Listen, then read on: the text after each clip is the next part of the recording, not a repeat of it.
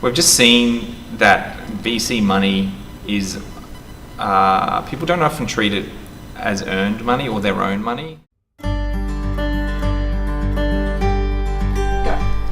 Hello, I'm Lee Medhurst. One of the best startups in Brisbane is attract.ai. These guys have set out to disrupt the multi-million-dollar recruitment industry with a powerful product that helps businesses find the right people for their business.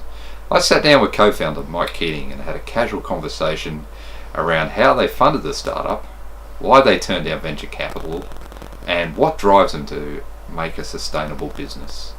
Let's chat to Mike. Hey, so give us the elevator pitch of what attract.ai is all about. So attract.ai was born from the idea that businesses, private enterprises should take more ownership over their hiring process. Yeah. So we provide data and workflow tools to enable businesses to own that function and not outsource it to agencies. Okay. Specifically looking at top of funnel sourcing effort, so looking at that talent pipelining and then feeding into the talent pooling and then nurturing that talent pool so that when you do need to make a hire, whether it be via growth or attrition, you've got people ready to rock and roll, which reduces the time to fill and the cost per hire. Sure. There was plenty of people in that space though. What sort of motivated you to start attract.ai? I came from agency land, so I was a blue-suited tech recruiter, and we saw, even though there were a number of products in market, we still saw that the traditional recruiting business model was flourishing. The barrier to entry to starting up your own consultancy is low. You need a laptop and a phone, and we just constantly saw more and more businesses going out there and taking more and more money out of growing businesses, $15,000, $20,000, $30,000 out of a small business trying to grow and manage their cash flow. And we just thought that in itself is a big enough problem to go after and try and solve. So moving on to when you started attract.ai, how did you actually fund it? How did you actually get off the ground? What did you do? We completely, even to date, are bootstrapped, self-funded. So I used to work for a big tech recruiting agency, Robert Half. It's a New York Stock Exchange listed company. And then always had the aspiration to try and build a software solution. So when I left them, I started up just a small boutique consultancy, leveraging the traditional model, and we utilize that as our cash flow generator. Right, so you use the services you were providing to actually bootstrap the actual product. Exactly right, and also the added benefit, we were able to learn a lot through that process. So instead of, going into isolation and trying to build a product to solve a problem, we were at the coalface, so to speak, learning as much as we could, making as much money as we could, so that we can then finance the build of the product. I think you told me once you knocked back VC capital. Is that true? Yeah, we've had a few people come to us and offer us money. I guess where we feel we're privileged is we work with a lot of startups and software companies and scaling businesses, and we've just seen that VC money is, people don't often treat it as earned money or their own money. So it's not uncommon for a business to do a round and then take their team away for a week-long paid piss up, where they go and stay in palatial accommodation and eat and drink, and whereas previously they would never do that. So we just see that shift in thinking and perspective as damaging. And as you can see, this isn't quite our office. Our office is a shoebox just down the hall, but we've got a small office in a cheap, derelict building in town because we want to keep costs low, and we want to build something that's impactful and focused. Whereas I think, and I would be driving this unfortunately, if we were flush with cash, we'd just be trying to build things that we thought were cool or would solve problems, and just build a bloated, feature laden. So it's fair to say that you've kept the company lean, and you've also kept the culture that you wanted to actually build products and sell to the customer. Yeah, like everything we do is driven by our team, and and that's really cool. Like we were able to take advice from like informal mentors and customers and have that support, but we don't have anybody dictating to us what we should or should not go after, or what experiments we should or should not. That's really cool. Run. So that must have been an incredibly tough decision to knock back that finance and all that money.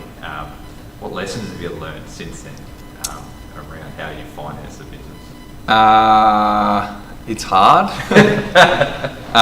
To date, my co-founder and I haven't taken any money from the business, not a dollar, and we've been in operation now for probably 10 months, I'd say. So it's tight. I'd be lying if I say we didn't even, like, to make payroll on a few occasions, we didn't have to tip in money, additional money. To initially build the product, we needed assistance from some other developers, and I paid for that off my own back, but we quickly settled all of those loans just to ensure that it was nice and square, and we were not. I think it's one thing to run a bootstrap business off of revenue, and it's another just to be constantly tipping in money. When you run it off the back of revenue growth or customer growth, there's an amount of validation in that. If you're just chasing bad decisions and throwing money at it, like, that's not really the smartest thing in our opinion. No. So I noticed that you also have a subscription model for companies now. Is that to try and smooth out that cash flow? So is that one of the aims of the subscription type model? Yeah. So I guess that's the other challenge that we've seen, and I guess by nature of a business that's bootstrapped, if you're running like a consumer focused startup, or even a B2B with a low monthly subscription, it's hard to it'd be very, very hard to do, I would imagine, bootstrap. So what we've kind of done, we've gone from a traditional agency service business, consultancy, and then we've built a platform of which we still do a component of sort of manual input and consulting. And then the idea is to take it to that dream state where it is very much a SaaS subscription-based business. So it is kind of staging it in the direction that we want to go. But if you were to go straight into a SaaS business model, I think that'd be really, really hard for cash flow management. Right. And also, I don't know how you'd be able to do it unless you're working other jobs. It'd be very hard. You've really, it's my understanding, you've really tried to prove the business model around how you actually charge for this and how you actually get that cash flow. Would that be a fair comment? Yeah, that I think naively when we first went into this, we first built a product which had very much the same mission that we're pursuing now, but it was a very naive business model, or it was lacking a business model, I could say. It was an idea, and we had a mission, but we didn't think about the fundamental commercial nature of the business, how to make money, which in reflection is ridiculous, but at the time it made sense. This model has very much been how can we make money now and do manual things, the old Mechanical Turk type function behind the scenes to get a business model to market, to validate that people will pay for it, and then look for ways to introduce more software to gain efficiency in the back end and eventually, hopefully, remove the human component completely. As I've mentioned to you before, I really love that model. It's really great. So there's this term we often talk about called unknown unknowns when you enter the business. So I would say that business model was probably an unknown that you didn't know about before writing that first piece of software. Would that be true? Yeah. So I guess even the second iteration, not so much an iteration, but the second run that we had at this problem, we thought data was the answer. As you can see with our trendy .ai domain name, we jumped in and bought that pretty early on because we were excited. Then we acquired a bunch of data and started trying to clean it up and build some models and glean some insights. And then thankfully this time we went to market and started to speaking to customers, and what we learned is that the pain wasn't so much around like the finding people, but it was a process pain. And so we were initially, this business model never was in our sights. We kind of stumbled upon it because we were like, we want to pursue this, we need to make money. Businesses need this problem solved. How can we solve that problem and make money?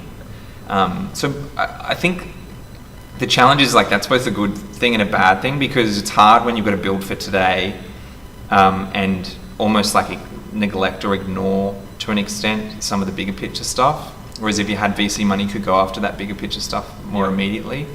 So it's good if it's like a forced restraint around what you're able to do, but at the same time there's constantly a tension between we need to build for today and support the customers today, but also if we're too short-sighted in going down that path, we can build ourselves into a corner and prevent our ability to scale in the future. So it's a challenge. It's a challenge. One of many of the challenges of bootstrapping a business. But I love that you put the customer, you're always speaking to the customer. So as a customer, I really appreciate that you're always looking for input, which is really good. All right, enough of the drilling questions. Tell me what's the future for attract.ai? Again, like it's hard. For us, we've done a bunch of modeling around what the business could look like in 5 years' time. We could either have that sort of hybrid technology human business model and really gain good market share within Australia and build a very profitable business. And or then there's the world thing, which is both very enticing, but again, I guess we're kind of undecided. I think everybody immediately froths and gets really excited on taking over the world, but I think it's worth considering if that's the type of business you want to build, or if we can build a great business that feeds us and we can have positive impact on Australia and how they hire and take money away from agencies and have businesses invest in that in their people and their business, that'd be amazing. And what a great goal to end on. Mike really gave us some good insights into his experiences bootstrapping a business rather than just taking VC money at the first opportunity. It was also fascinating to hear about those unknown unknowns of the first iteration of the business, especially the making money seemed to be an unknown. Glad to see the second iteration of the business really flying along. I want to thank Mike for his time, and if you're ever in need to grow your own business, please make sure to check out attract.io. Thanks, Mike. The taking over the world thing and having all this power isn't necessarily a motivator for us, I would say. It's great you didn't put an evil laugh in there. Showed some good self-control there.